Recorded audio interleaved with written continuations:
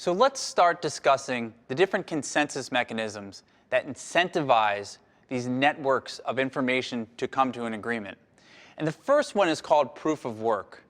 And what proof of work does is it basically burns a lot of energy to create security.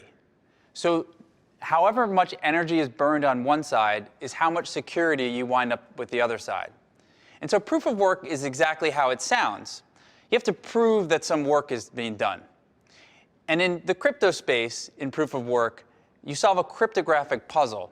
This is a long, complicated algorithm that's solved by a network of miners. And these miners, like I said, can be anywhere and everywhere. If you want to join the network, all you need to do is buy a mining machine to create hashing power. And more on that later. And lastly, what's important to understand with proof of work is that you have a Coinbase reward. So when a miner solves the cryptographic puzzle, they're given a reward. And how this fits into the whole equation is that, remember those groups of people that were sitting in your audience with the ledgers? Now, pretend at the same time they're trying to solve an algebra equation. And the person who solves the algebra equation also has to add the information they've received from people on stage making announcements to secure that block.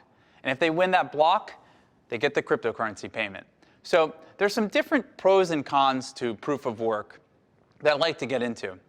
Now, the first pro of proof of work is that because it's so inherently decentralized, it's the most secure system. Because you can have a blockchain that has miners literally everywhere in the world. There's no limitations to it. Now, there's some problems with that, though. There's going to be a really high cost of capital. And one of the main problems with proof of work is that it burns so much energy that there's estimates that the blockchain takes up the entire energy for the country of Morocco in a single day. And lastly, one of the cons is miner loyalty.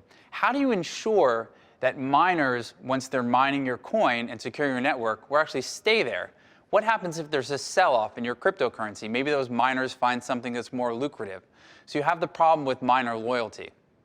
And so that is proof of work in a nutshell. And here are some proof of work protocols.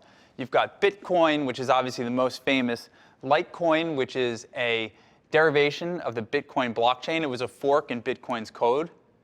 You've got Monero, which is an anonymous way to secure cryptocurrency on a network. And lastly, you have Ethereum, which is now a proof of work protocol, but will be moving to a proof of stake at some point. And I'll explain that in the next video.